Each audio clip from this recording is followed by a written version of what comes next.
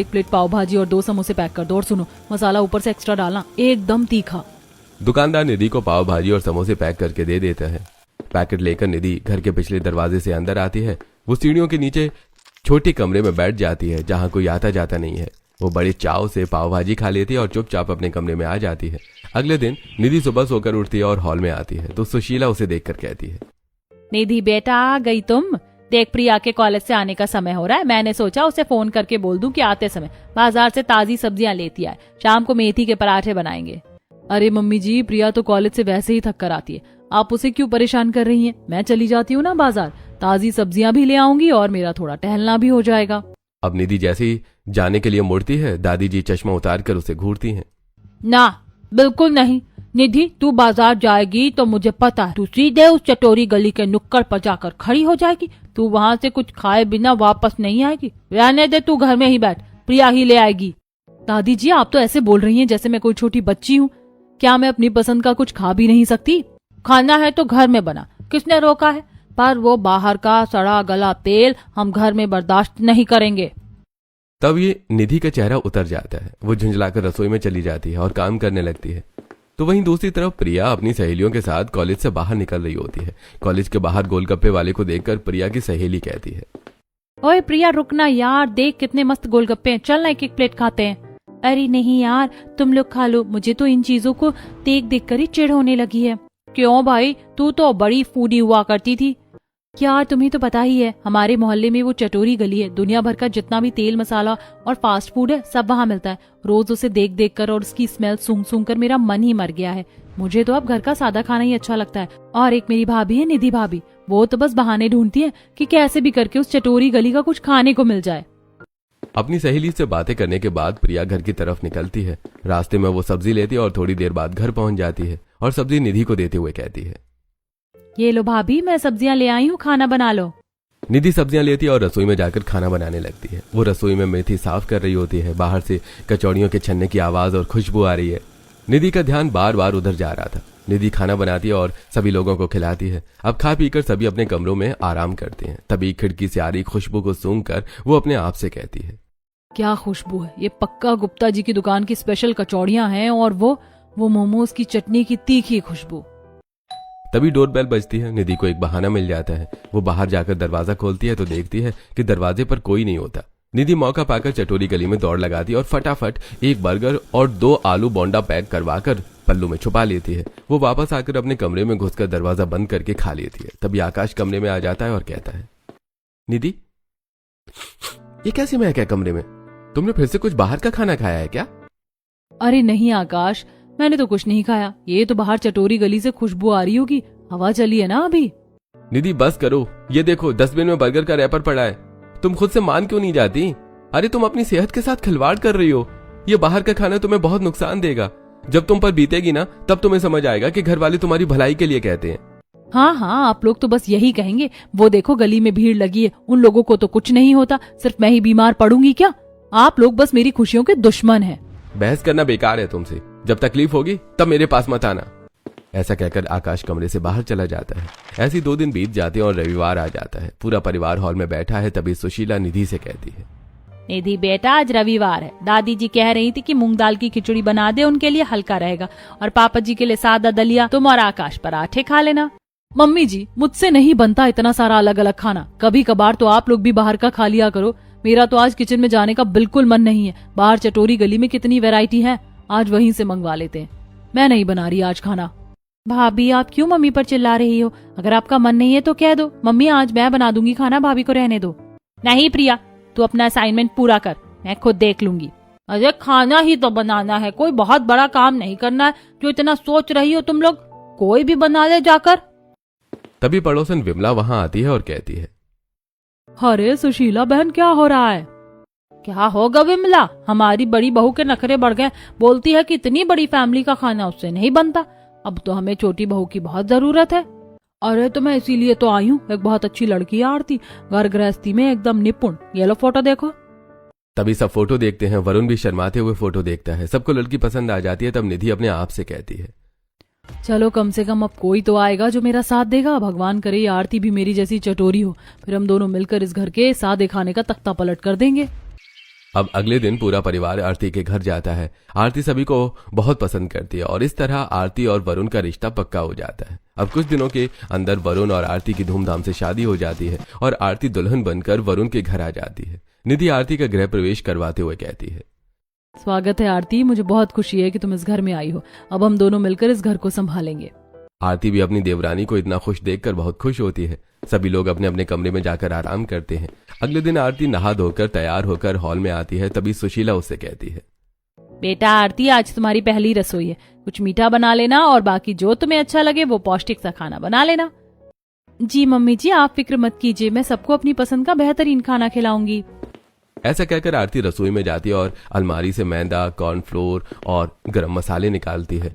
वो chowmein, burger, pizza और पोहा, सूजी का हलवा, पूड़ी, राजमा चावल, तड़के वाली दाल, ये सब कुछ बनाकर डाइनिंग टेबल पर लगा देती है। तभी निधि खाना देखकर कहती है, क्या बात है आरती, तू तो मेरी सगी बहन निकली। यहाँ तो मैं तरस गई थी ऐसा कुछ खाने के लिए, आज तो मजा आ जाएगा।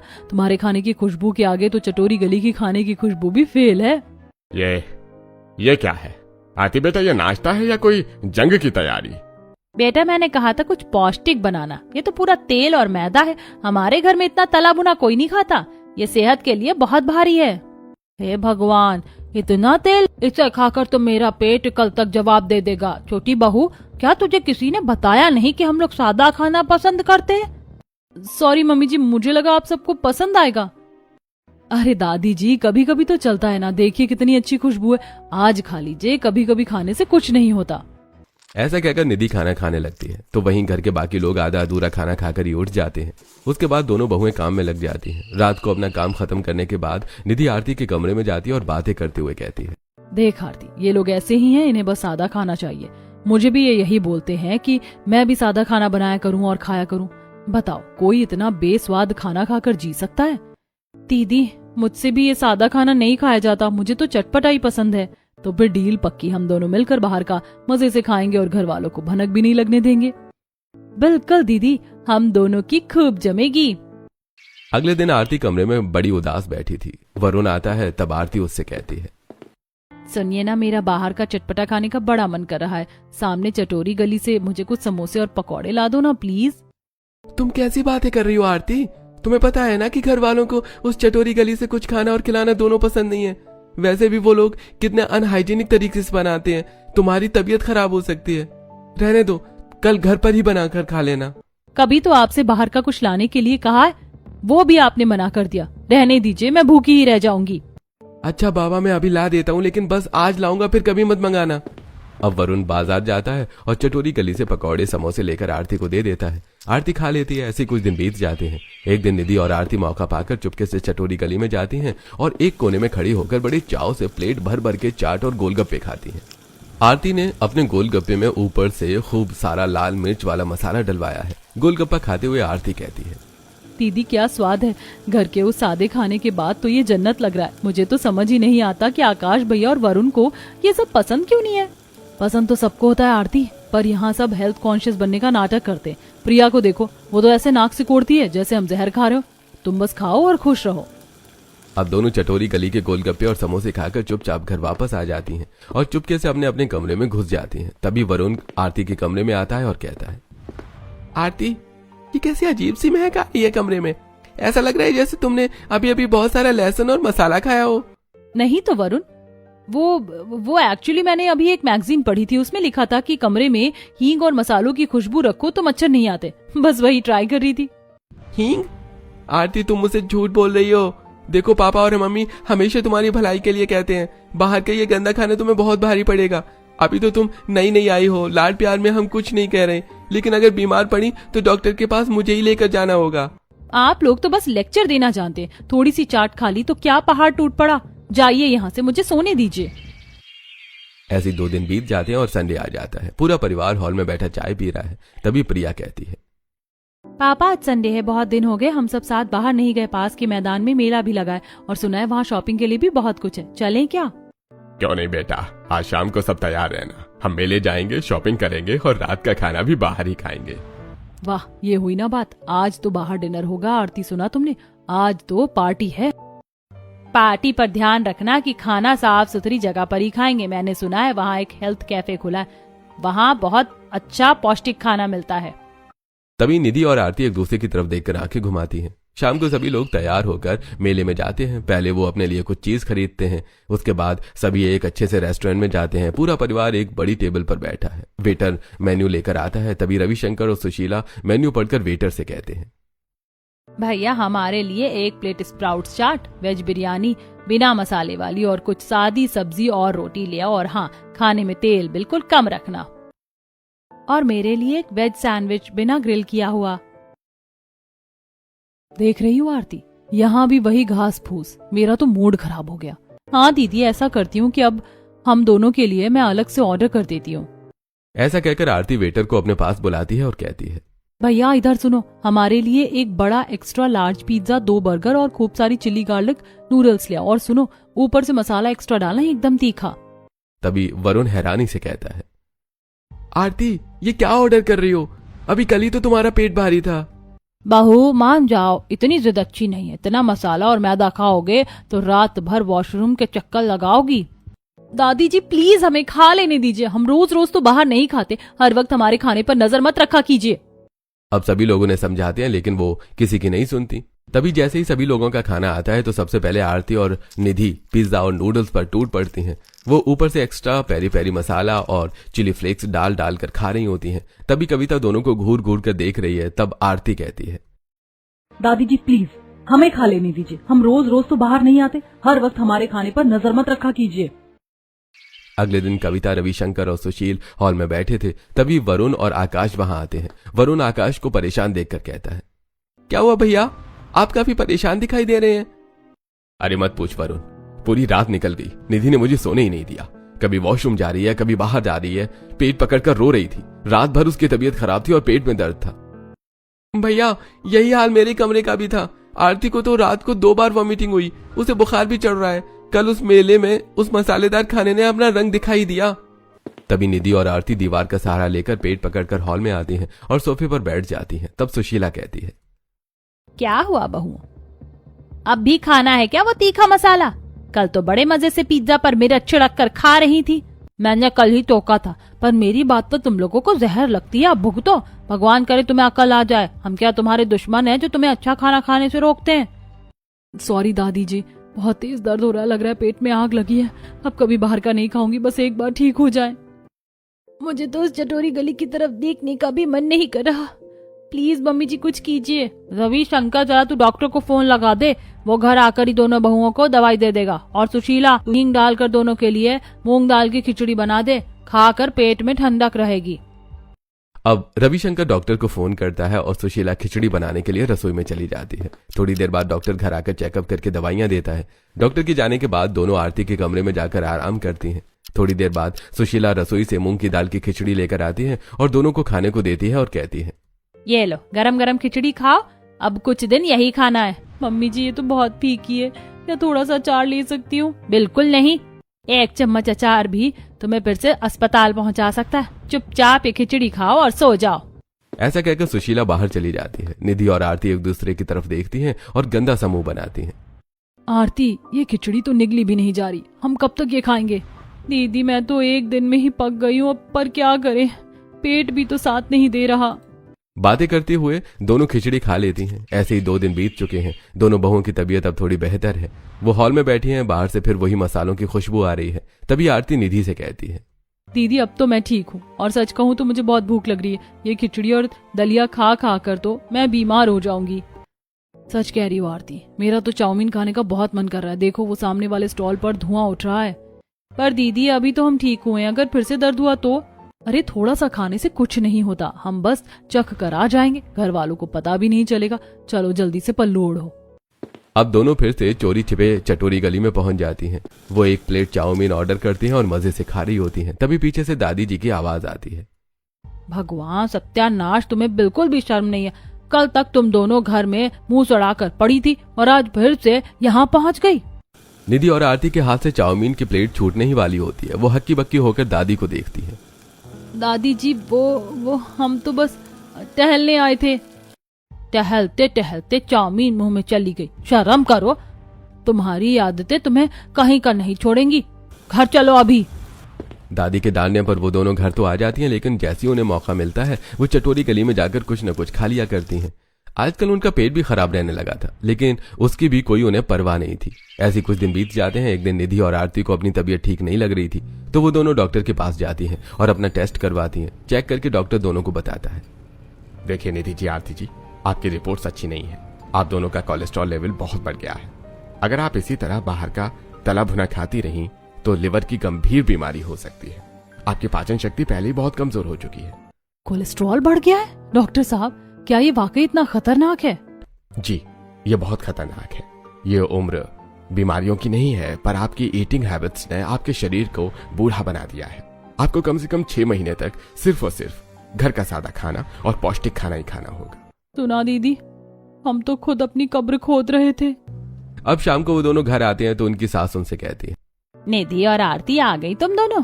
आज घर में प्रिया को देखने वाले आने वाले हैं। मेहमानों का स्वागत का सारा इंतजाम कर लो। मम्मी, प्रिया के होने वाले ससुराल वाले बहुत हेल्थ कॉन्शियस और साफ सफाई वाले लोग हैं। उनकी मम्मी तो बहुत ही स्ट्रिक्ट है इस मामले में। प्लीज घर को एकदम चकाचक से रखना और खाने का खास ख्याल रखना।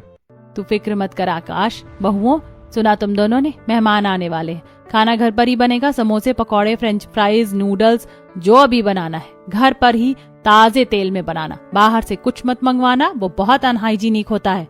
जी मम्मी जी, आप फिक्र क्यों करती हैं? हम दोनों मिलकर सब घर पर ही बना लेंगे। जी मम्मी जी।